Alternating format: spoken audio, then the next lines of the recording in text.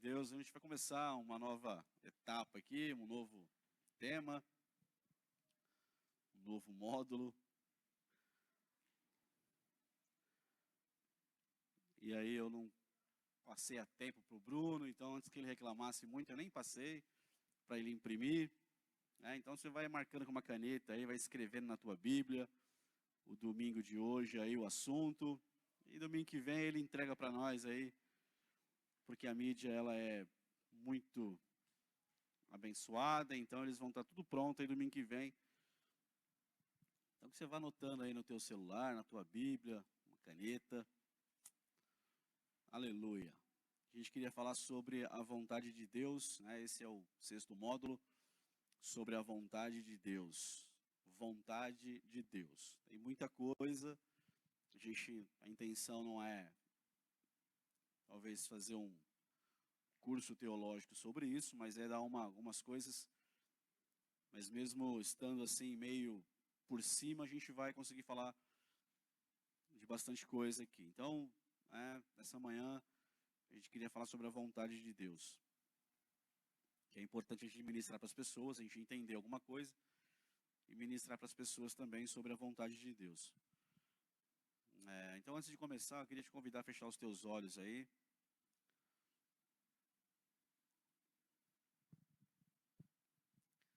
Amém. Pai, nós te louvamos, te engrandecemos, te exaltamos. Mas essa manhã gloriosa, Senhor, que nós temos o privilégio, Senhor, de estarmos na tua casa, na tua presença, de ouvirmos a tua voz, de poder, ó Deus, contemplar a tua grandeza, a tua formosura. Podemos aprender um pouco mais do Senhor. Estamos aqui completamente na liberdade, na dependência do teu Espírito Santo. Estamos aqui confiados unicamente, plenamente na pessoa bendita do Espírito Santo, que traz a revelação, que traz o entendimento. Pai, nós queremos conhecer a tua vontade. A tua vontade, ela é boa, ela é agradável e ela é perfeita. E nós te louvamos porque nós temos aprendido do Senhor, nós queremos viver a vontade do Senhor.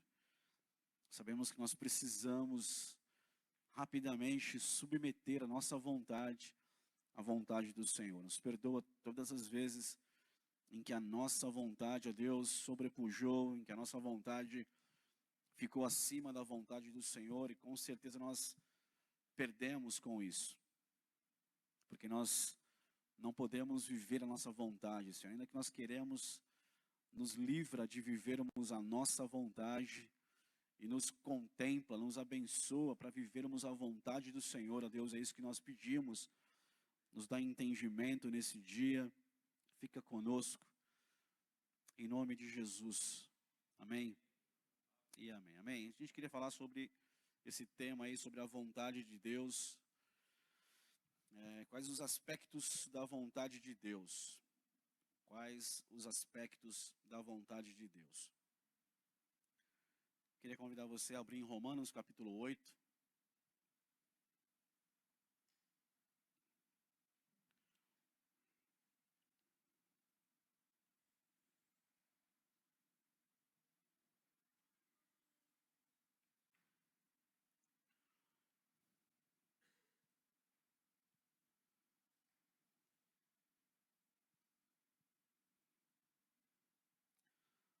Romanos capítulo 8, verso 28 e 29. E aí você pode me interromper, você pode perguntar, você pode tirar suas dúvidas, que vai ajudar bastante, tá? Com certeza a tua dúvida vai trazer clareza para muito mais gente, não só para você. E a gente vai ser aí muito abençoado com isso. Então, levanta a tua mão, pergunta, participa aí para a gente poder crescer um pouco mais. Então, Romanos capítulo 8, verso 28 e 29, diz assim: E sabemos que todas as coisas contribuem juntamente para o bem daqueles que amam a Deus, daqueles que são chamados segundo o seu propósito. Porque os que dantes conheceu, também os predestinou, para serem conformes imagem de seu Filho, a fim de que ele seja o primogênito entre muitos irmãos. Sabemos que todas as coisas contribuem juntamente para o bem daqueles que amam a Deus, daqueles que são chamados segundo o seu propósito. Porque os que dantes conheceu também os predestinou para serem conformes à imagem de seu Filho, a fim de que ele seja o primogênito entre muitos irmãos. Então, sobre a vontade de Deus, quais os aspectos da vontade de Deus?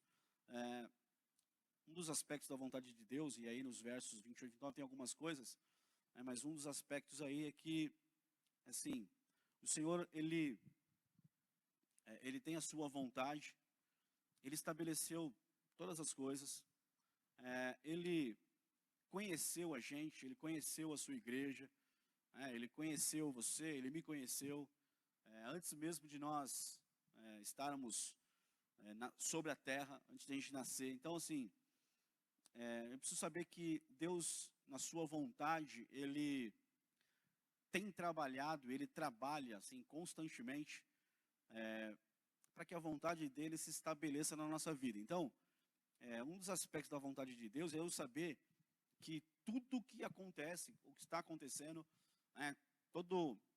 eu preciso entender que, Paulo começa o verso dizendo assim, sabemos que, ele tinha uma certeza de que tudo o que acontecia ali na vida dele, tinha a vontade de Deus. Mesmo quando alguém tentasse interferir na vontade de Deus, ou mesmo quando o homem, quando eu mesmo tento interferir ou atrapalho, entre aspas, essa vontade de Deus de se cumprir, Deus trabalha arduamente, ele trabalha mesmo, sempre trabalhou, desde lá da queda do homem, ele trabalha para que a vontade dele se estabeleça, né? Então você vê que até o capítulo 3 do livro de Gênesis, quando o homem cai, lá no capítulo 3, então era assim, se você pegar e começar a entender, você vai ver que era para ser assim, Gênesis capítulo 1, Gênesis capítulo 2, Gênesis capítulo 3 e Apocalipse capítulo 22. Essa era para ser a história da palavra, da Bíblia, né? Mas aí a queda do homem veio, capítulo 3, e aí então teve que ter o capítulo 4 até, tudo que nós conhecemos da palavra. E em todo esse tempo Deus está trabalhando para estabelecer a vontade dele. Então a vontade dele era para que acabasse ali em Gênesis 3, e já tivesse Apocalipse ali, capítulo 22, tudo perfeito. Mas o homem pecou, então Deus tem trabalhado constantemente. E aí Paulo vai escrever dizendo, sabemos que todas as coisas contribuem juntamente para o bem daqueles que amam a Deus. Então, Deus não trabalha na vida de homens sujos, de ser humano sujo, de ser humano que não tem comunhão com ele, que, eu estou falando de um trabalhar no sentido de levar a gente para a vontade perfeita dele. Lógico que ele tem misericórdia, Deus é soberano, ele continua cuidando de todo mundo, os olhos dele estão sobre todos. Esse trabalhar aqui, que Paulo está dizendo, não é um trabalhar nesse sentido, é um trabalhar no sentido de quem ama a Deus. Então, o texto é bem claro, e sabemos que todas as coisas contribuem juntamente para o bem daqueles que amam a Deus. Está falando de gente que ama a Deus, que tem comunhão com ele. O texto que Paulo está escrevendo aqui está dizendo que todas as coisas contribuem ou trabalham para o bem daqueles que amam a Deus. Então Paulo está separando aqui um grupo de pessoas que ama a Deus. Ele não está falando no sentido geral, está falando de gente que ama a Deus. Gente que tem fidelidade a Deus, gente que anda a Deus, que anda com Deus, gente que se importa com aquilo que Deus se importa, gente que se preocupa com aquilo que Deus se preocupa, gente que para ouvir Deus, gente que busca a vontade de Deus, gente que está em comunhão com Deus. Então, Paulo está falando de um grupo de pessoas, não está falando de qualquer pessoa, está falando de pessoas que amam a Deus. Então, não adianta eu querer falar assim, usar esse verso para falar de alguém que está longe do caminho do Senhor, longe da sua vontade, da sua casa, do seu amor, da sua presença. Gente que é egoísta, que quer o mal dos outros, gente que quer a morte dos outros, gente que faz mal para os outros, gente que mata gente, gente que não é esse trabalhar. Esse trabalhar aqui de Deus não é para essas pessoas. O texto é bem claro. O trabalhar de Deus para essas pessoas é um outro trabalhar. É um trabalhar ali de, por exemplo, quando você olha para o mundo hoje, você vê que Deus está mandando sinais, né? É terremoto aqui, é incêndio ali, é não sei o que ali. E Deus está falando, ó, gente, se voltem para mim, se voltem para mim, se arrependam dos seus pecados, vocês estão começando a exagerar, vocês estão entrando no caminho de Sodoma e Gomorra, vocês estão já exagerando. Então, eu estou mandando sinais. Aí não é a natureza que está, porque o homem desmatou. Não, é Deus, acima de tudo, dando sinais. Ó, gente, se arrependam. E aí você vê que Deus manda sinais, que Deus manda situações, e o homem não se arrepende. Isso que é terrível. Isso é terrível. Deus está trabalhando, tentando falar com o homem, e o homem não ouve, não respeita. O homem ignora. Então, esse é um trabalhar de Deus. Eu estou falando aqui de um trabalhar de Deus para quem ama Deus.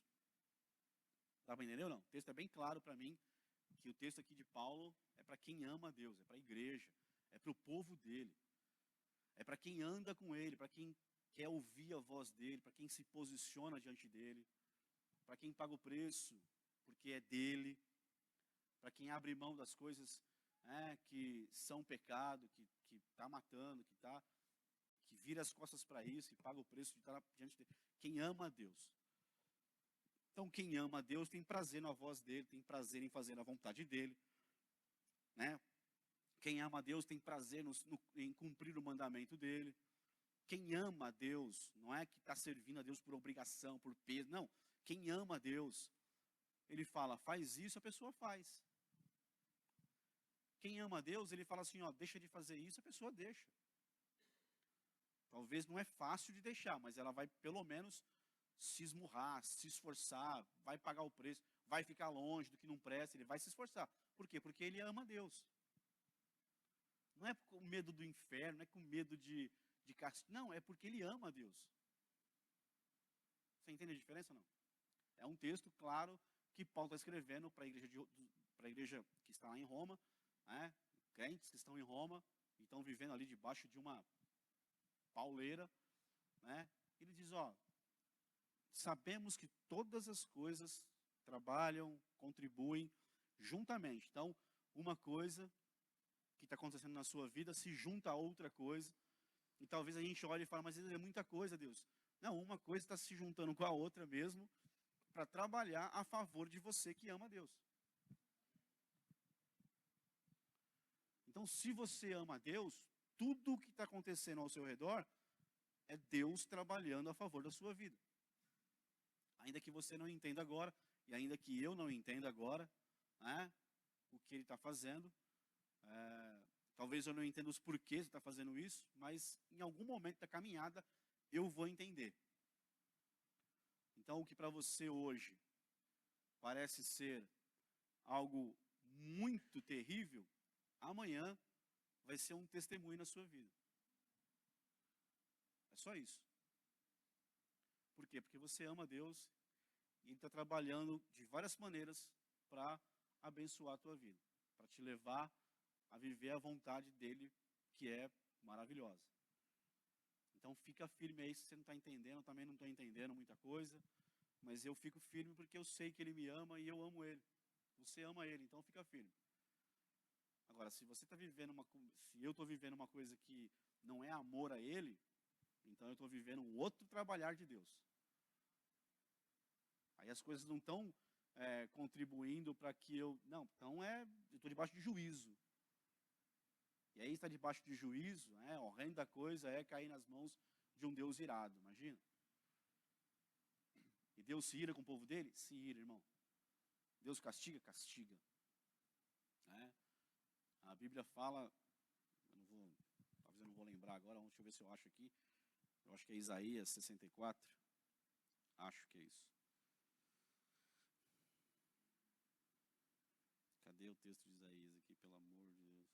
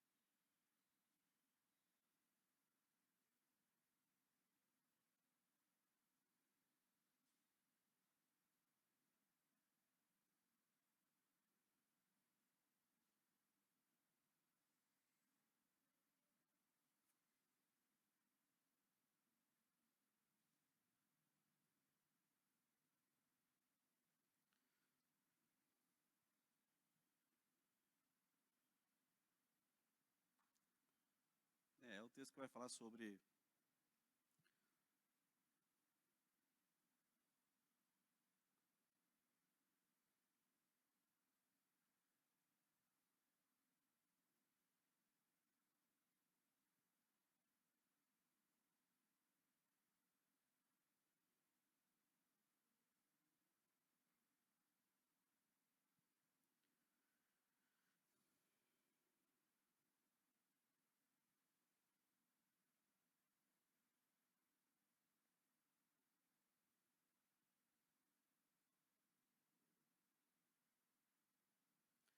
capítulo 63.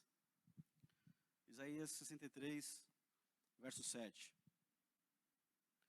Diz assim: as benignidades do Senhor mencionarei, e os muitos louvores do Senhor, conforme tudo quanto o Senhor nos concedeu. E grande bondade para com a casa de Israel, que usou com eles segundo as suas misericórdias, e segundo a multidão das suas benignidades. Deus maravilhoso, né? Só bondade e misericórdia, só porque dizia, certamente, eles são meu povo, filhos que não mentirão. Assim ele se fez o seu Salvador. Em toda a angústia deles, ele foi angustiado, e o anjo da sua presença os salvou. Pelo seu amor e pela sua compaixão, ele os remiu e os tomou e os conduziu todos os dias da antiguidade. Imagina, está resumindo aqui o Egito, saída do Egito, deserto, terra prometida, tudo que Deus, mais um resumo do que ele fez lá. Verso 10. Mas eles foram rebeldes, contristaram o seu Espírito Santo. Irmão, o Espírito Santo estava com eles, saindo do Egito, andando no deserto, operando, fazendo, livrando, realizando maravilhas. Eles o quê? Entristeceram quem? O Espírito Santo. Quem está na igreja hoje? Habitando na igreja, dentro de você, dentro de mim, Espírito Santo. Eles entristeceram o seu Espírito Santo. Por isso se lhes tornou em inimigo. E ele mesmo pelejou contra irmão. Deus fez tudo, trabalhou, operou o Espírito Santo. A Bíblia fala que eles entristeceram, eles foram rebeldes, murmuraram, fizeram tudo isso. E aí o texto está dizendo, o profeta está dizendo que Deus se tornou inimigo deles. Aquele teu chefe chato que você tem que aguentar, que talvez é teu inimigo, você é usado pelo diabo, mas ele merece salvação. O diabo é nosso inimigo. A gente fala sai, ele sai. Não é assim? O irmãozinho do lado, às vezes, que é meio carnalzão, irrita a gente, faz a gente chorar, magoa, mas a gente perdoa e vai seguindo a vida, certo? Certo. Agora, Deus se transformou em inimigo do povo. Você já pensou ter Deus como seu inimigo? Não. Ele mesmo, Deus pelejou contra o povo. Quem você acha que vai ganhar? Você ou Deus? Quem eu acho que vai ganhar? Eu ou Deus? Deus pelejar contra mim. Então tem muita gente assim, entristecendo o Espírito Santo, dentro da igreja, ouvindo palavra, se rebelando, murmurando, vivendo uma vida torta, ouve palavra, é ministrado, não se conserta, não se posiciona, vive de qualquer jeito. E aí está vivendo debaixo de juízo. Deus se tornou inimigo. Aí repreende, aí dá dízimo, dá oferta, dá 10 mil de dízimo, de oferta, dá 100 mil de oferta, faz o que for, e a coisa não vai. E aí a saúde, aí é isso aqui, por quê? Dá uma parada e vê se não está entristecendo o Espírito Santo, se não está rebelando. Então não adianta, irmão, se a minha boca na minha casa é uma boca maldita que maldiz, se tem muita briga, se tem confusão, não adianta, a casa inteira sofre, aí quer falar, pastor, ora por mim, não adianta, tem que falar a verdade. Tem que chegar diante de Deus, eu estou sendo rebelde contra a tua palavra. E aí o juízo de Deus cessa, mas não, eu estou vivendo o juízo de Deus.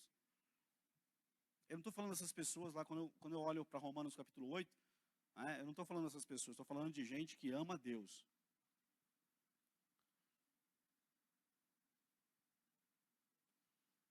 Entendeu ou não?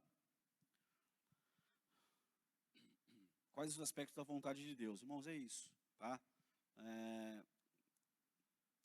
Todas as coisas contribuem juntamente para o bem daqueles que amam a Deus, daqueles que são chamados segundo o seu propósito. Então, Deus nos conhece, Ele tem uma vontade para nós, é pegar você e levar para viver aquilo que Ele quer que você viva, mas não de qualquer jeito. Então, assim, pensa aí, eu preciso pensar, se eu estou vivendo o juízo de Deus, se eu estou vivendo a vontade dEle, se eu estou vivendo circunstâncias que me rodeiam, porque eu amo a Ele, estou pagando o preço, você está pagando o preço em amá-lo, em honrá-lo em todas as coisas, no teu falar, no teu andar, no teu viver, e aí você vai alcançar, que são chamados segundo o seu propósito. Um dia Deus olhou para a gente, e o rei liberou um decreto. Tem tradução que vai falar decreto. Eu gosto mais da versão que vai usar a palavra decreto no final, ao invés de propósito. Porque decreto é assim, o rei libera um decreto real e ponto final. Ele determinou e acabou, é a vontade dele. Então, quando Deus olhou para você, olhou para mim, Ele decretou que você é amado dele, você é filho dele, que você é chamado por ele. Então, foi um decreto que Ele estabeleceu. Ninguém consegue revogar um decreto de um rei. Para revogar um decreto, só um outro decreto. Mas quem vai liberar um decreto com mais poder e autoridade do que Deus? O homem? O diabo? Então você precisa entender que você está aqui hoje, você é chamado porque Deus estabeleceu você é chamado por decreto. Eu sou chamado por um decreto real, do rei dos reis, do Senhor. Então, não é porque eu sou bonzinho, bonitinho, legalzinho, não é porque você tem dinheiro, porque você é bonitinho, cheirosinho, legalzinho, não é por causa disso. Não, eu mereço estar aqui porque eu fui uma boa pessoa, eu fui um bom menino, eu fui uma boa menina, eu fui bonzinho e tal. Então Deus olhou para mim e falou, que bonzinho que ele é, foi tão boazinha, vem aqui meu lindinho, cheirosinho, vem aqui, porque você merece. Não, irmão, é por decreto, ele estabeleceu. Essas pessoas são minhas amadas, eu tenho chamado para eles e acabou, eu tenho a minha vontade para eles e ponto final. Está escrito, ele decretou isso. E ninguém pode revogar esse decreto, querido. Você precisa entender isso. Se você ama a Deus, você foi chamado por Ele, por um decreto. E ponto final. Ninguém pode revogar isso. Salvador, fala. Achei que você ia tocar lá em cima, lá no teto. Lá assim,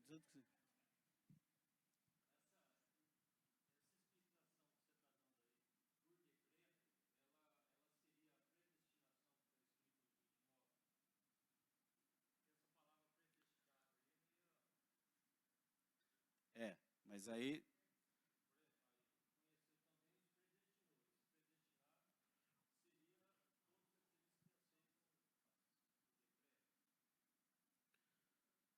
esse predestinou aqui do verso 29 não tem muito a ver com essa predestinação de salvação. Tá? Até porque algumas pessoas usam, mas o texto vai continuar aí no verso... presta atenção, no verso 28. No verso 28 aparece uma palavra, chamados. Certo? Sim ou não? 28, chamados. No verso 29 aparece a palavra predestinou, certo? Predestinou. No verso 30, justificou. 30, justificou. Predestinou e chamou. Não, mas eu segui numa ordem sem repetir as palavras. No verso 28 tem chamou, no verso 29 tem predestinou. No verso 30 tem justificou. E também tem a palavra glorificou. Então são etapas que a gente vai passar. Então a gente é chamado, predestinou. Esse predestinou no verso 29 está relacionado àquilo que Deus predestinou, ou seja, ele tem um destino antecipado pela sua onisciência e pela sua presciência. Então ele te predestinou, ele chamou e te predestinou para uma posição na igreja dele, no reino dele. Então esse predestinou aqui do verso 29 tem a ver com com o seu ministério, com o seu chamado ministerial. Então pensa comigo um pouquinho assim, o texto é grande, não vou entrar lá, porque senão vai tomar muito tempo. Lembra do tabernáculo de Moisés? Ninguém lembra? Você lembra ou não? Então fala que você lembra aí, fala, lembra? Então tem o tabernáculo de Moisés. Quando Moisés fez o tabernáculo dele, ele não fez prontinho, né? Fez peça por peça, certo? Depois você vai ler lá o texto, Êxodo do 30 até o 40, você vai ver as peças. Então, eles fizeram o altar de incenso, eles fizeram a Arca da Aliança, fizeram a propiciatório, fizeram os varais que puxava, fizeram a cortina, tudo pecinha separado. Aí, no capítulo 39 de Êxodo, fala que eles trouxeram tudo para Moisés. Trouxeram assim, tudo, e colocaram aos pés de Moisés. Trouxeram tudo, cada peça, cada garfo, cada colher, cada espátula, a arca da aliança. Até então, não era nada. Até então eram só peças que Deus chamou para a presença de Moisés. Então, trouxeram, foram chamados. Aí, quem fez tudo apresentou para Moisés. Está aqui, ó, tudo. Não sei se você sabe, no tabernáculo de Moisés tinha tábuas. Né? No chão tinha tábuas que eram revestidas de ouro. E tinham pregos. Então até os pregos vieram e colocaram os pregos, tudo. Então colocaram todo aquele monte de peças diante de Moisés. Tá? É assim. Depois você vai ler lá 39 de Êxodo, você vai ver que é assim. Aí no capítulo 40 de Êxodo, o que acontece? Deus fala assim, agora você vai ungir. Então Moisés começou a ungir as peças do tabernáculo. Até os pregos foram ungidos. Por isso que nós levamos a sério cada elemento que nós usamos na igreja. Porque está consagrado e não é para usar para outra coisa, é para a obra dele, para o reino dele. Então, tudo foi chamado diante de Moisés. Aí ele ungiu tudo, tudo. Os pregos, tábuas, colheres, tudo o tabernáculo. Aí então eles levantaram o tabernáculo. Certo?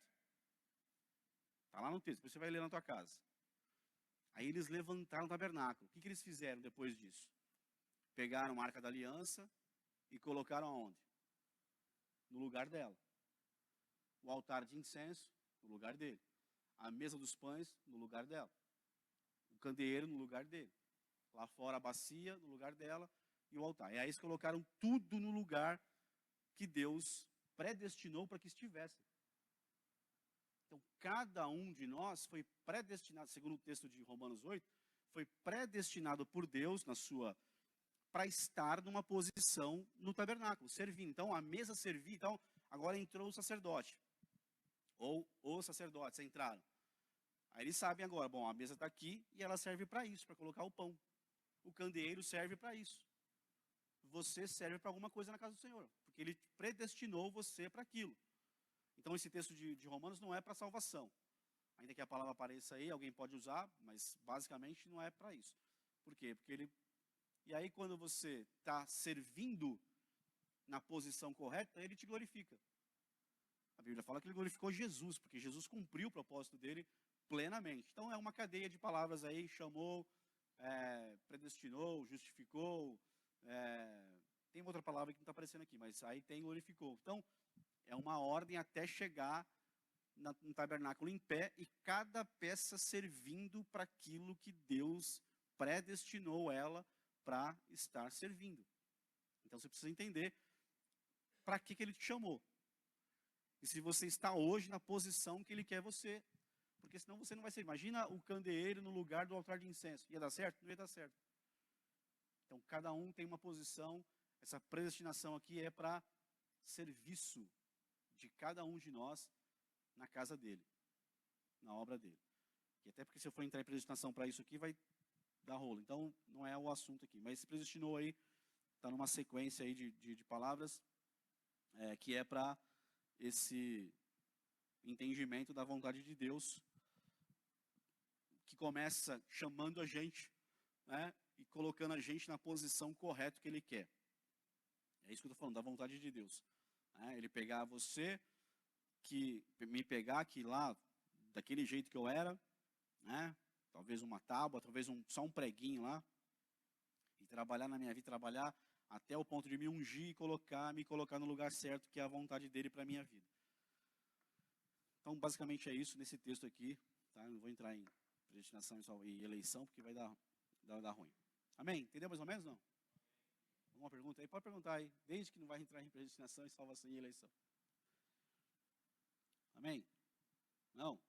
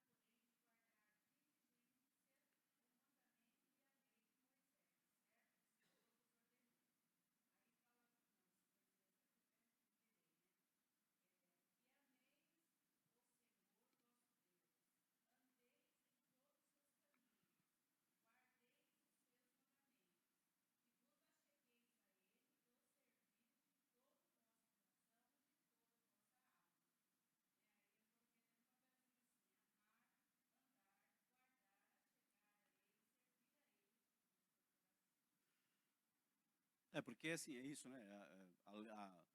Os mandamentos foram dados, 10 dos 10 virou 613, e aí quando Jesus vem, ele resume tudo em dois. Ele falou, ó, amarás o Senhor teu Deus, todo o teu coração, toda a tua alma, todo o teu entendimento. Quando eu amo a Deus, né, desse jeito, e amo o meu próximo, eu resolvo os 10 e resolvo os 613.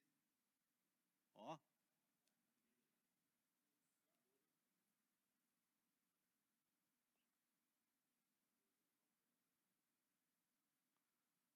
E se você somar 6 com 3, é quanto? 9 mais 1, 10. 613 vira 10, que é os 10 inicial, e aí Jesus resume tudo em dois. Acabou, gente. Se você amar o teu próximo, você não vai matar. E aí dá para continuar aqui até as 3 da tarde falando. Se você amar o teu próximo, você não vai cobiçar o que é do próximo. Então, tudo, Jesus falou assim, olha, amarás o Senhor teu Deus. Quando você ama a Deus de todo o teu coração, entendimento, alma e forças, irmão, então você ama a Deus. É possível amar a Deus assim? Claro que é. Então essa é a vontade de Deus, que a gente possa amá-lo, né, e poder viver e chegar no verso 29, porque os que dantes conheceu, também os predestinou. Então essa é a palavra que tinha faltado aqui. Então conheceu, aleluia. Então chamou, conheceu, predestinou, justificou e glorificou. São 5 palavras que estão aí na ordem, do verso 28 até o 30, que você vai descobrir aí muita coisa, mas não é o tema agora, então a gente vai... então, verso 29, porque os que dantes conheceu, também os predestinou. Então, ele conheceu e predestinou. Chamou, conheceu e predestinou. Então, ele chamou, né, chamou tudo para perto de Moisés, e Moisés conheceu cada pecinha, cada detalhe. Essa aqui é a tampa, essa aqui é a arca, essa aqui... Ele conheceu tudo o que foi feito. E aí, ele ungiu e predestinou. Olha, dá certinho. Então, ele conheceu, né, ele chamou, veio tudo, veio todas as peças. Colocou tudo diante dele. Aí ele conheceu, esse aqui é o prego que vai naquela tábua, que vai ser ali sustentar. Isso daqui é isso aqui é a espátula que vai usar lá no sacrifício. Ah, aquilo ali é o altar de incenso. Aquilo ali é o altar de sacrifício, de holocausto. Um altar, tinha 2 altares. Então, ele conheceu tudo. Chamou, conheceu cada peça, e agora ele predestinou. Ele vai colocar em ordem no tabernáculo cada peça. Então, eu preciso saber que peça que eu sou na casa dele. Então, é a velha coisa. Se você dá para saber se você foi chamado para cantar ou não. Dá para saber se você foi chamado para ser intercessor ou não. Todos nós somos chamados para intercedermos. Todos nós. Mas para ter um ministério de intercessão é muito mais peso. Preciso entender isso. Todos somos chamados para pregar a palavra do Senhor, para ir pregar. Mas talvez nem todos foram chamados para pregar uma palavra numa igreja ou ter esse ministério. Todo mundo pode querer fazer? Pode, mas talvez não é o teu chamado. Então, quando você se frustra quando você está fora da tua posição. Eu me frustro quando eu estou fora da minha posição. Já falei, eu vou falar de novo aqui, vou morrer falando isso. Quando eu me converti, eu queria fazer alguma coisa, eu queria fazer tudo. Cara, eu fiz tudo, tudo que você imagina eu fiz. Dei aula para criança, dei aula, fiz teatro, fui líder de teatro, fiz tudo, ministrei vigília, fiz tudo. Só não cantei, né? Essa nunca me deram a chance. Mas ainda bem, glória a Deus. Perceberam logo que não era um negócio. Então, muito sabiamente perceberam e não deram chance. Mas não fiz. Então, assim, mas eu fiz muita coisa na igreja, muita coisa, muita coisa. Então, até que chegar um dia que Deus vai te, porque Ele predestinou, pela sua onisciência e pela sua presciência, Ele saber todas as coisas, Ele já tinha me predestinado para alguma coisa. Como Ele predestinou você para alguma coisa na casa dele. A pergunta é, você está vivendo aquilo que Deus te predestinou de maneira antecipada, Ele destinou você para aquilo? Você está encaixado naquilo que Deus tem para você? Isso é uma resposta que só Deus pode te dar. Buscando Ele, perguntando para Ele, falando com Ele, se colocando diante dEle. Afinal de contas, você ama Deus, então Ele vai trabalhar para colocar você na posição que Ele quer. E aí você vai glorificar Jesus aí, como diz no verso, né? Para seres conformes à imagem de seu Filho, a fim de que Ele seja o primogênito entre muitos irmãos. Então, ele é o irmão mais velho, entre todos nós, e a gente está aí cada vez mais parecido com ele, porque eu estou na minha posição, cumprindo meu propósito, como ele cumpriu o dele. Certo? Uma pergunta, não? Nada? Nenhum comentário, nada? Verdade? Meu Deus. João, capítulo 17.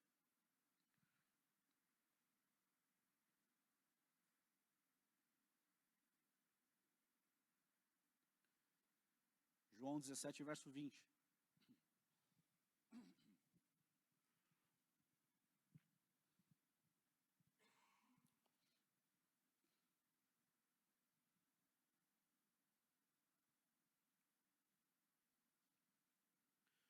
João 17, verso 20 diz assim: e não rogo somente por esses. Ele estava orando pelos seus 12 discípulos, uma intercessão ali poderosa. E ele continua a sua intercessão, mas também por aqueles que pela tua palavra hão de crer em mim. 21. Para que todos sejam um, como tu, ó Pai, o és em mim, e eu em ti, que também eles sejam um em nós, para que o mundo creia que tu me enviaste. E eu dei-lhes a glória que a mim me deste, para que sejam um como nós somos. Eu neles e tu em mim, para que eles sejam perfeitos em unidade, e para que o mundo conheça que tu me enviaste a mim, e que os tens amado, a eles como me tens amado a mim. Então esse é um outro aspecto da vontade de Deus aí. É o que Ele quer, que assim como Jesus teve a sua unidade, então você olha para a divindade, você vê o Pai, você vê o Filho e você vê o Espírito Santo em toda a palavra, em toda a Bíblia. Em cada folha dela você vê a unidade da divindade. Você vê o Pai, o Filho e o Espírito Santo trabalhando sempre juntos, sem nunca se desvincularem um do outro, sem nunca se separarem. E aí Jesus vai orar pelos seus discípulos, ele ora pelos seus 12 e ora por nós, ora por você. Intercede por aqueles que ainda vão crer na sua palavra. Quando ele fala isso, ele está olhando para quem? Para você, olhando para mim. Então, e qual é a oração dele? Uma delas aqui, desse capítulo, desses versos que eu li, é para que a igreja tenha a sua unidade. Né? Para que eles vão para a sua palavra, para que eles creiam em Jesus, mas para que essa é um aspecto da vontade de Deus, que a sua igreja, que os seus discípulos tenham essa unidade, se amem a Deus, amem uns aos outros, mas que tenham unidade. Esse é um papel da igreja. Irmão, a igreja só vai vencer quando ela romper, quebrar os muros e ter unidade. Então Deus não opera muita coisa porque não há unidade entre nós. Não há essa comunhão verdadeira, essa comunhão e essa unidade. Não há. há muitos relacionamentos desfeitos, há muitas situações, há muita maledicência, pessoas falam mal dos outros dentro da igreja.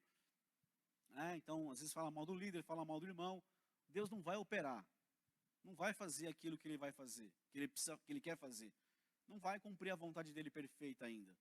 Até que eu entenda que eu preciso entrar nisso daqui, eu preciso ter comunhão, eu preciso ter unidade. Ter comunhão com os irmãos e ter unidade.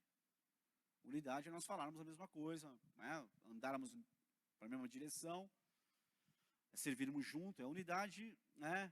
É bem complexa. Aí tem o Salmo 133, Salmo 133.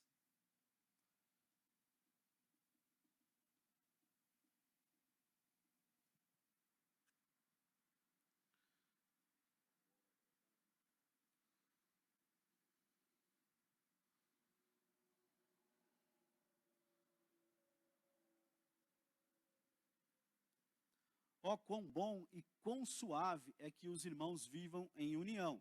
E aí está falando de comunhão. Então essa comunhão e essa unidade é muito séria. É como óleo precioso sobre a cabeça, que desce sobre a barba de Arão, e que desce a orla das suas vestes. Então, veja que esse é o processo, né? Desce na cabeça, aí vai para a barba, e vai para o manto, para a orla. Então, assim, é um processo, e a gente sabe que é um processo. Mas quando eu deixo esse óleo descer, e eu vou buscando isso, né, vai entrando na barba e vai chegando na roupa, aí abrange tudo. Então, assim, eu preciso entender as palavras de Jesus sobre unidade, o clamor dele sobre a unidade da igreja, uma intercessão dele, orando pela unidade da igreja. Então, isso faz parte da vontade de Deus, que a igreja dele tenha comunhão e tenha unidade. De olharmos e vermos para onde a gente está caminhando. Vamos caminhar junto então, vamos. Mas quando tudo eu tenho uma opinião, tudo eu discordo, bom, Deus vai cumprir a vontade dele? Vai, mas vai ser uma luta, um sacrifício, né? Pessoas vão ficar pelo caminho, por quê? Porque elas não se dobram, não se convertem, não entram, sabe aquele negócio assim de eu sou assim, eu não consigo. Então, irmão, tudo isso daí não é unidade. Nós temos que ter unidade com a nossa liderança, temos que ter unidade com nossos irmãos, temos que andar junto. Um puxa para o lado, outro puxa para o outro, aí não dá, não flui, o negócio vai ficar mais difícil. Mas quando tem que fazer isso, beleza, vamos fazer isso. Vamos pintar de cinza? Vamos pintar de cinza. Vai pintar de azul? Vamos pintar de azul. Vamos pintar de vermelho? De vermelho. Não, mas eu gosto do branco. Que cor que você gosta mais, Sanderlene? Do azul. Que cor você gosta mais, André? Branco. Que cor você gosta mais, cara? Quê? Misericórdia. Esse é um cara que não ia ser ouvido nunca. Não tem unidade nenhuma. Entendeu? Então, assim, cada um gosta de uma cor, por exemplo. Você imagina, ia virar o canarinho de Jesus ali, ia meter um amarelo ali. Entendeu? Cada um tem uma vontade. Imagina se fosse ouvir. Imagina, irmão, o que ia virar? Então, mas quando eu me submeto, eu falo, não, beleza, é isso aí. Estou junto. E às vezes falar estou junto, tenho unidade, talvez não vai me agradar aqui dentro. Talvez eu vou ficar, mas cara, é pelo reino. Vamos embora. Você consegue? Olha para o teu irmão do lado, vê a cara dele. Será que você consegue engolir? Igual casamento. Você não concorda sempre, mas às vezes precisa, né? Tá bom. É fácil para a gente? Não é fácil.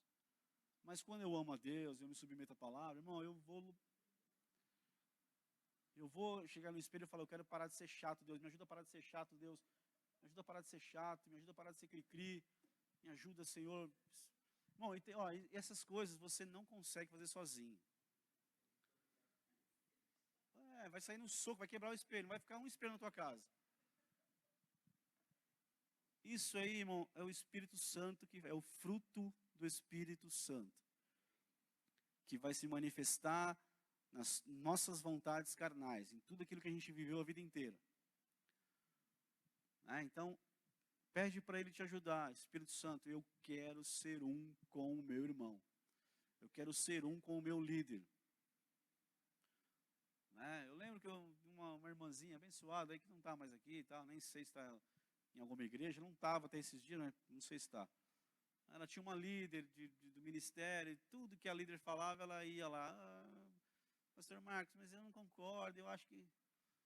Não, irmão, mas vai lá, se submete, vai junto. Não, mas está errado isso, está errado aqui. Não, irmão, vai lá, se submete, Deus vai te honrar. E continua. Não, mas eu acho que assim tem que ser.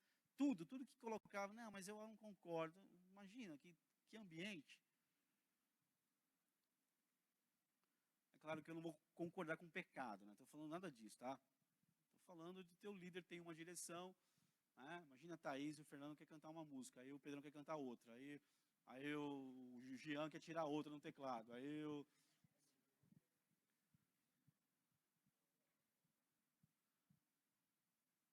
Imagina, que dureza.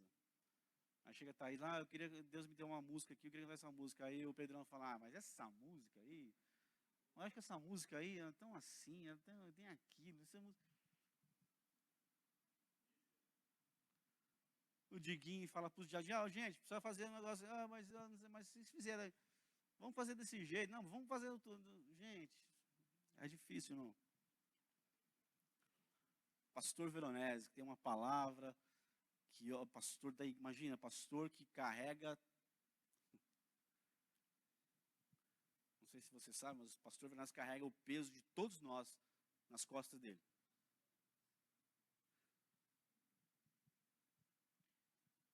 E ele tem que prestar conta para Deus pela nossa alma. Imagina. Acho que é fácil ou não? Sim ou não? Fazer igual Macedo. Sim ou não? Você acha que é fácil? E aí tem que agradar todo mundo? Não, não vai agradar todo mundo. Vai ter uma direção de Deus que ele recebeu e ele passa para a igreja. E aí tem um monte de gente dentro da igreja que não entende ainda, ou não entendeu ainda que ele recebeu uma direção de Deus. Aí eu acho, não, mas ele está errado nisso. Se eu pensasse, não, mas está errado nisso. Mas não está certo isso. Eu estou dizendo que das duas uma, ou que ele não tem comunhão com nenhuma com Deus, ele está na carne, ou que Deus errou. É duas coisas que eu estou dizendo. Ou o pastor não tem comunhão nenhuma e está errado na vida dele, está em pecado, está longe de Deus, ou que Deus errou, dando essa direção. Não, irmão, é isso. Pô, vamos embora, estou dentro, estou nessa. Não, mas tem um texto lá que fala, eu achei uma palavra, gente, que inferno que vira isso. Não vira igreja, vira um inferno. Eu vou viver um inferno na minha vida e vou proporcionar momentos de inferno para os outros. Então, assim, Moisés recebeu a palavra, deu a direção e pronto. Vamos seguir. Pode falar, fala alguma coisa, levanta a mão aí. O que você vai falar, Maurão?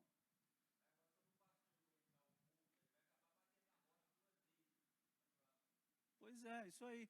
De tanto que o povo reclamou. Imagina Moisés, que homem, que experiência que ele teve. Bom, chegou uma hora que ele bateu na rocha. Imagina que ele pegou aquele cajado, ele descarregou, ele desabafou na rocha. Tá, tá. Até que Arão veio e segurou na mão dele. Pelo amor de Deus. Não, estou brincando, não teve isso na Bíblia, tá? Mas imagina ele batendo, querendo bater na cabeça dos caras. Do Josué, do Josué não, Josué é gente boa, do Abirão, do Datã. Ele queria bater nos caras, mas ele bateu na rocha. E por causa disso, ele não entrou na Terra Prometida. Deus falou assim, ó, sobre esse assunto eu não converso mais com você. Você não vai entrar aí, ponto final. Aí ele subiu no monte e olhou a terra todinha, assim, ó, Campina, tal, olhou, e aí sentou numa pedra e falou, beleza, vou morrer aqui. Porque o povo, que vontade de falar, enche a paciência às vezes. Porque não tem unidade com o líder. E você pegar a história de Israel no deserto é terrível, as coisas que eles faziam eram terríveis. Imagina, você tem, meu Deus.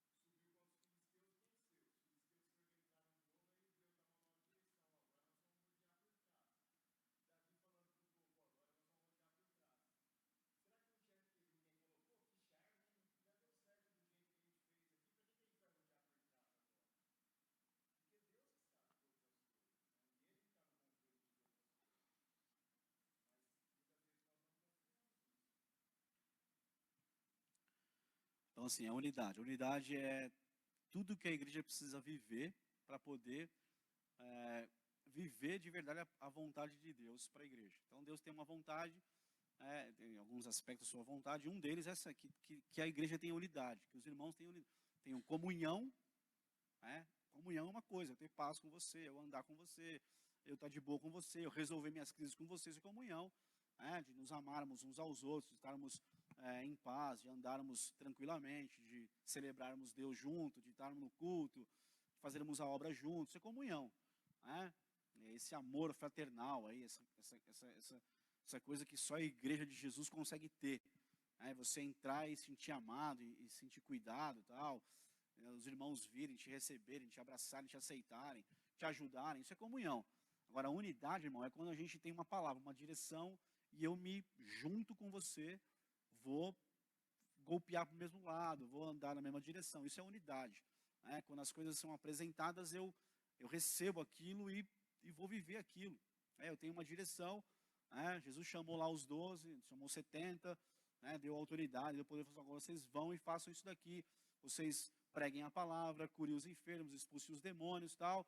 E dá direções lá. E aí, se alguém for fazer diferente, não ia dar certo. Mas eles foram e fizeram conforme Jesus mandou. E aí a Bíblia fala que eles voltaram, porque tudo deu certo, testemunhando, deu tudo certo. Porque fizeram conforme Jesus mandou.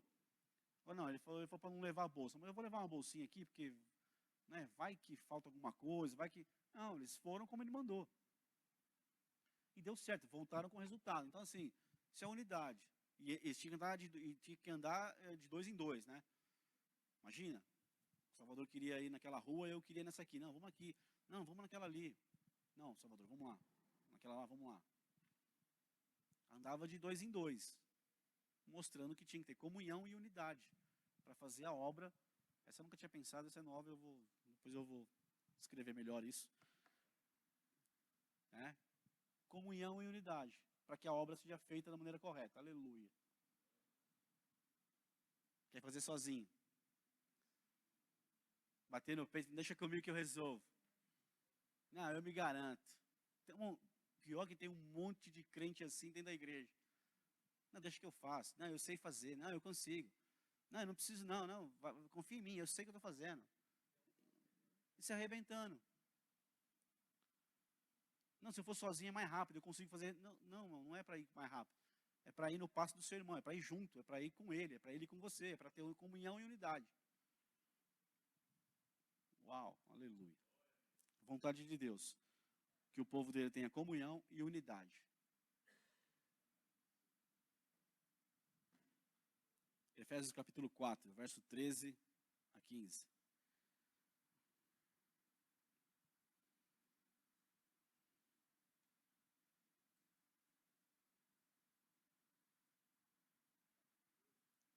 Efésios capítulo 4, verso 13 até o 15. O texto é um texto também que fala do aspecto da vontade de Deus aí, dos aspectos da vontade de Deus. Verso 13 diz assim: até que todos cheguemos à unidade da fé e ao conhecimento do Filho de Deus, a homem perfeito, à medida da estatura completa de Cristo. Então, esse é um aspecto da vontade de Deus. Está falando aqui dos 5 ministérios. Para que serve? Para que tem aí? Para que existe, né? Está dizendo aí, até que todos cheguemos à unidade da fé. Para que a nossa fé tenha uma unidade, seja igual, semelhante. Então, ao conhecimento do Filho de Deus. Para isso que existem os ministérios. Os 5 ministérios que Paulo está falando no capítulo 4 especificamente aí. Que todos cheguemos à unidade da fé. E ao conhecimento do Filho de Deus. É assim, através dos 5 ministérios que nós chegamos, que eu consigo chegar ao conhecimento do Filho de Deus, de Jesus. Com orientação, com alguém me instruindo, com os 5 ministérios fluindo na igreja. É assim que a igreja conhece o Filho de Deus da maneira correta. A função de um ministro é formar Cristo no novo convertido, no que chegou agora. Esse é o papel do ministro, é formar Cristo em alguém. Então isso é importantíssimo, assim. Até agora, a homem perfeito, à medida da estatura completa de Cristo.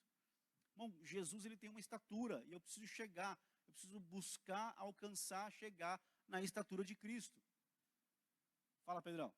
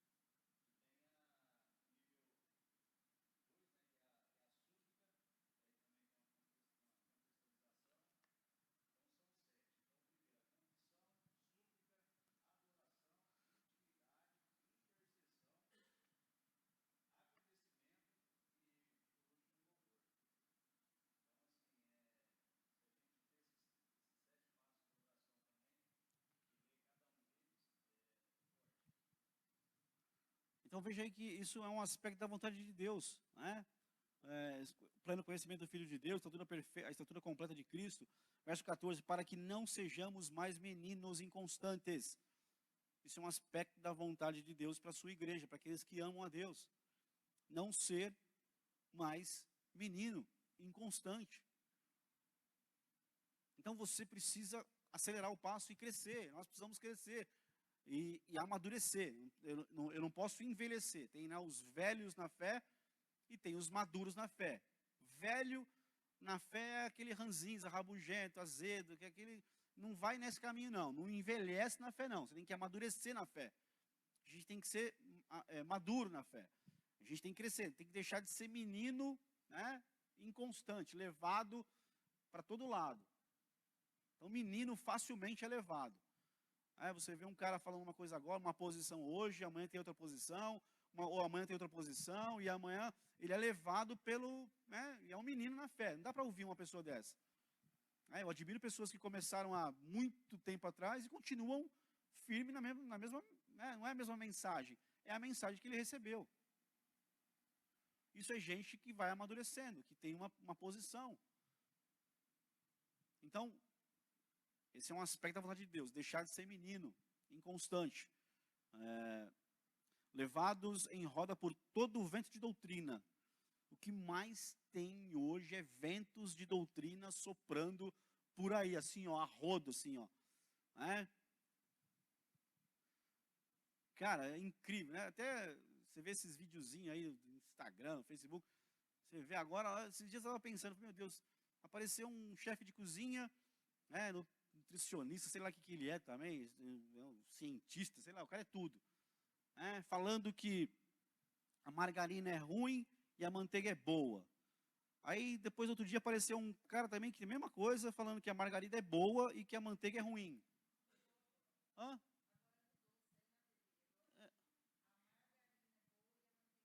Não, então, eu estou dizendo, essa semana eu vi um cara que fez um vídeo falando que a margarina agora, a margarina é boa, não sei o quê, e que a manteiga não é tão boa mais.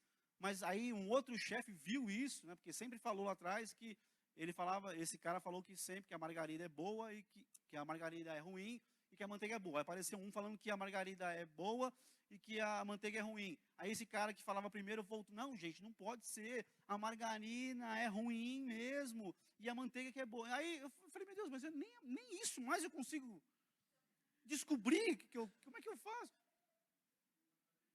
Vento de doutrinas da manteiga.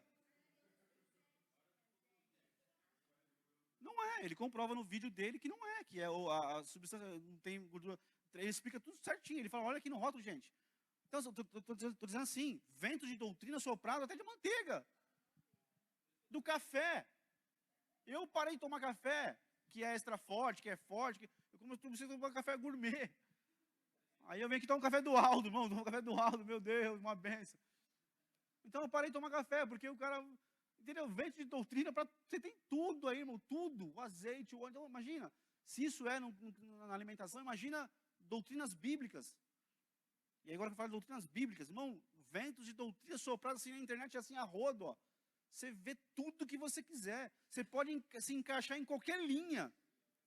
Se você tem dúvidas, se eu for menino na fé, eu posso achar qualquer maluquice na internet hoje.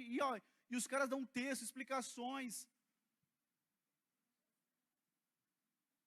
Se você pegar para ouvir um rabino judeu, tem um monte de rabinos judeus que fazem os seus vídeos das sinagogas, não creem em Jesus, são rabinos judeus, ortodoxos, cabalistas. Você ouve eles falando, você fala, meu, Jesus não existe.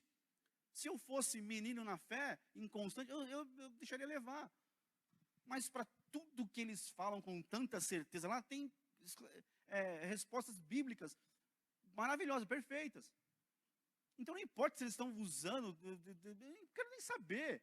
Eu ouço algumas coisas, mas eu filtro pela palavra, eu tenho uma experiência com Jesus. Então, eu não sou mais menino, porque eu caminho com Jesus. Então, eu não sou mais menino levado. Então, irmão, vento de doutrina está cheio por aí sendo soprado.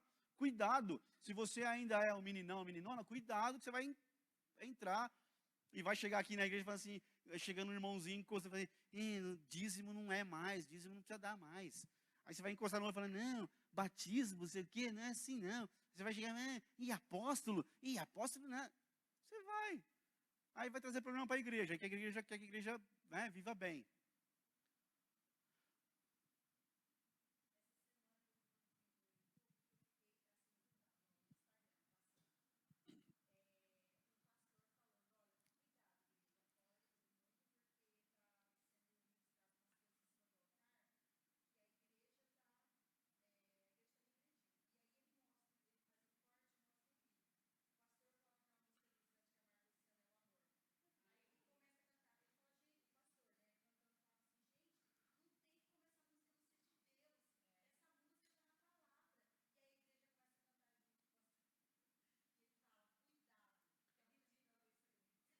Ó, mas o melhor desse vídeo aí, não, mas eu vi um semelhante.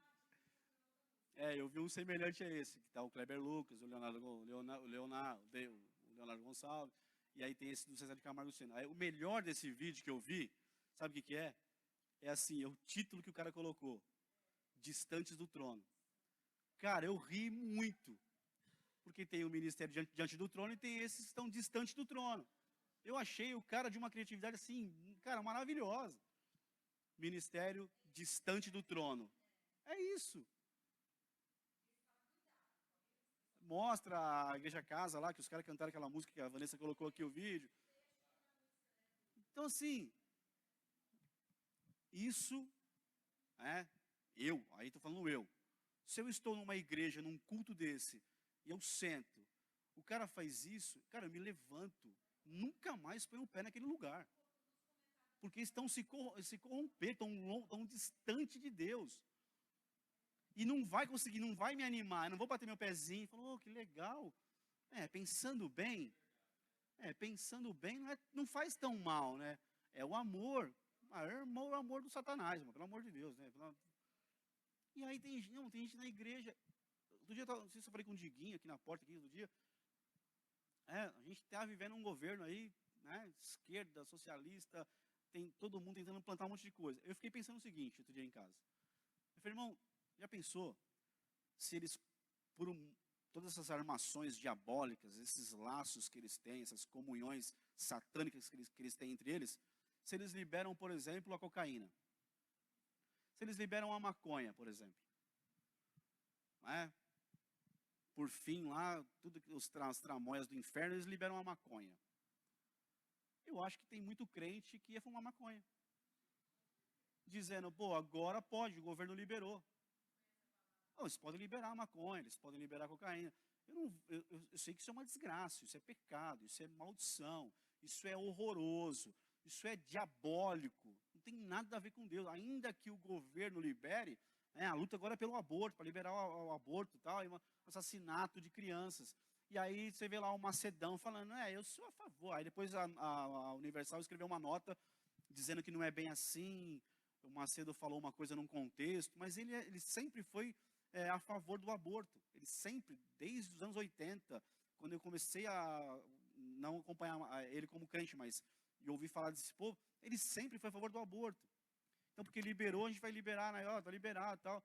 Irmão, isso é diabólico, é assassinato, não tem nada a ver com a gente, vai contra a doutrina, vai contra Deus. Então, não é porque os ventos de doutrina vão soprar que eu vou entrar. Para não entrar, eu preciso conhecer a palavra, eu preciso estar debaixo de ministros. O contexto aqui, o contexto de Efésios 4 é os 5 ministérios. Quando eles estão na igreja, quando tem um apóstolo, quando tem um profeta, quando tem um pastor, quando tem um evangelista, quando tem um mestre, eu não caio nisso. É por isso que a igreja cai, porque não tem os 5 ministérios fluindo. Aí qualquer vento de doutrina vem e leva, e arrebata, e leva embora. E a pessoa pode ver o fim dessas pessoas. É terrível. Estão longe do Senhor, vivendo pecados terríveis. E estão na internet lançando doutrinas diabólicas. Ventos de doutrina. Não, Paulo escreve, para que não sejamos mais meninos inconstantes, levados em roda por todo o vento de doutrina. Você acha que Paulo não enfrentou isso na época dele? Paulo enfrentou muita coisa. Não é porque, a gente não tem como impedir de chegar. O que eu posso impedir é me levantar contra doutrinas diabólicas e liberar uma doutrina verdadeira, que está na palavra. E isso eu tenho que fazer. Quando chegar a doutrina falsa, eu tenho que me levantar com a doutrina verdadeira. Você tem que fazer isso. Para você fazer isso, você tem que conhecer a doutrina verdadeira. Tem que conhecer a palavra. Quando você conhecer e estudar a palavra, você vai ter condição de rebater as doutrinas sopradas aí que são do diabo. Né? Igrejas LGBT, pastoras, aí a pastora recebeu uma palavra, pregava nos cultos da Assembleia de Deus, aí casou com uma mulher, está lá pastoreando igreja, né, e com uma mensagem bonitinha, um discurso legal, de inclusão, mas é contra a palavra do Senhor, e ponto final. Nunca vai ser aceito pelo Senhor, a palavra não muda, a palavra é a mesma. É só ler Romanos capítulo 1. Não precisa ir lá para Levítico. É só ler Romanos capítulo 1. E outros textos da palavra do Senhor também. Né? Paulo fala sobre, aos Coríntios ele fala sobre isso. Então, querido, a palavra é para que a igreja viva a vontade de Deus, mas é para que a igreja não permita que entre dentro dela porcarias. Ventos de doutrina soprados pelo diabo. Não vai entrar. Então não adianta. Hipergraça.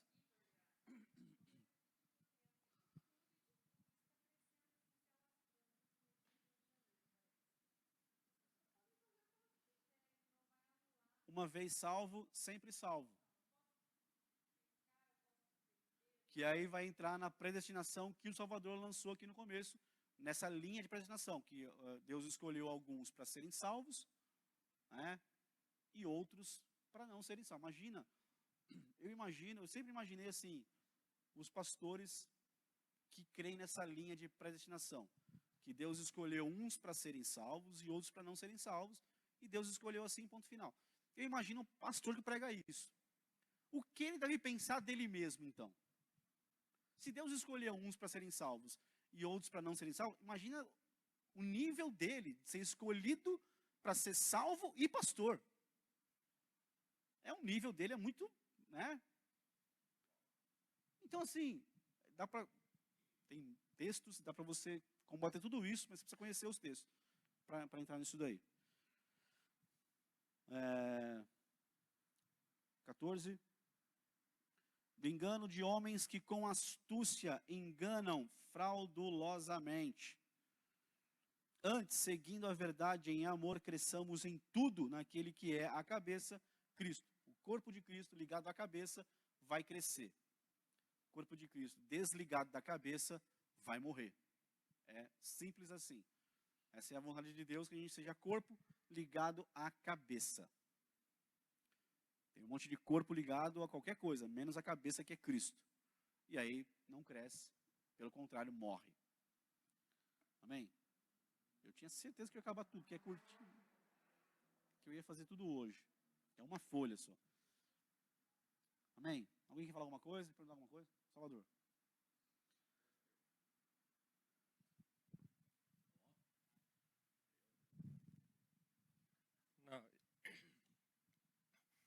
Não, eu só peguei o microfone aqui porque nós estamos falando muito de fazer a vontade de Deus. E você falou alguma coisa sobre política. E quando teve o resultado das eleições, eu não sei se vocês se lembram, né? Parece que muita gente não estava no culto aqui, estava o corpo presente e o pensamento lá fora. Aí o pastor Veronese perguntou ali em cima, falou, já saiu o resultado? Já saiu o resultado? E aí um monte de gente falou, não, já saiu, né? Quer dizer que já estava aqui no telefone vendo as coisas, mas estava aqui no culto. Qual foi a primeira reação do pastor daquele dia? Alguém se lembra? Orar pelo presidente. Hoje a gente vê acontecendo muitas coisas resultado dessa administração, como liberação das coisas que são contra Deus. E aborto, etc. Aí a gente quer orar para que Deus intervenha nessas coisas que estão acontecendo. Só que eu quero, assim, lembrar quantas vezes nós estamos orando pelo nosso presidente, que é o que a palavra diz. Deus não fala, ó, você ora para que não aconteça a liberação de droga. Ele manda orar pelo presidente. Né? Aí se a gente não atende essas coisas, vamos dizer assim, primordiais da palavra, por que que a gente acha que Deus tem que atender as outras coisas? Né? Então, são detalhes da palavra que nós precisamos estar, vamos dizer, estar ligado nisso daí. Né? Deus fala, ó, faz isso. Aí eu vejo assim como isso aí sendo ventos de doutrina. A gente, vamos fazer uma campanha de oração para que não seja liberado o aborto. Mas nós não fazemos uma campanha de oração orando pelo presidente. Tá? Então, é que eu estou com isso, vontade de falar faz tempo, aí você tocou no assunto.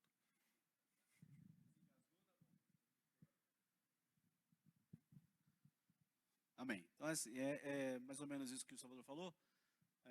Eu tenho uma situação aí na igreja que eu procurei uma pessoa para batizar, né? Eu acredito que era importante ela batizar. Aí já tem uma idade. Aí falou assim, não, mas não vou entrar muito em detalhes, senão vai achar ruim depois. Então, mas assim, aí a mesma família tem questões assim, o conflito lá dos palestinos e de Israel, o que vocês acham do conflito de Israel e os palestinos? E tem gente na casa da pessoa que tem que batizar nas águas ainda. Então assim, eu estou às vezes viajando para longe e sem resolver as minhas questões aqui. A minha fé aqui, o meu dia a dia como igreja aqui, como filho de Deus aqui. Então eu estou preocupado com a Palestina, com Israel, com o anúncio de paz, tudo isso, mas eu não estou resolvendo aqui a minha questão como cristão aqui, não estou dando testemunho aqui. Então assim, a gente viaja para longe, mas as minhas questões estão aqui, no nosso dia a dia. Né? De pensar no irmão, ter unidade, se caminhar junto, de amarmos a Jesus junto aqui, aprendermos de Jesus aqui juntos no dia a dia, resolvermos nossas questões carnais, se tem, nossos maus caminhos. Então, assim, é isso. Eu preciso aqui. Eu preciso aqui. Eu preciso viver a vontade de Deus aqui. Não. Eu preciso viver a vontade de Deus aqui. Amém. Fica de pé aí, a gente vai encerrar. Domingo que vem a mídia vai te dar um papelzinho aí, uma apostilazinha para você fazer. Fecha os teus olhos por um instante aí. Lembrando você que está aqui, lembrando quem está assistindo talvez lá. de votar, né? Número 77, lá na Pastora Maria. Então, você vai lá, se você não foi, vai lá, vota nela. A gente viu alguns vídeos aí, né, de segmentos assim, bem contrários à palavra do Senhor, se mobilizando de maneira assim, absurda, para elegerem conselheiros tutelares que seguem aí, que se dobram para eles. E nós, como igreja, tem aí mais um papel, né, para trazer a vontade de Deus aí, é votar por alguém que esteja nos princípios da palavra. E depois orar para que a pessoa cumpra o que está na palavra. Então, saindo daqui, vá lá votar, se não votou ainda. Mande mensagem para os seus amigos, para quem você conhece, para participar disso aí, desse dia, em nome de Jesus. Feche os teus olhos. Pai, nós te louvamos, porque há tantas coisas sobre a tua vontade.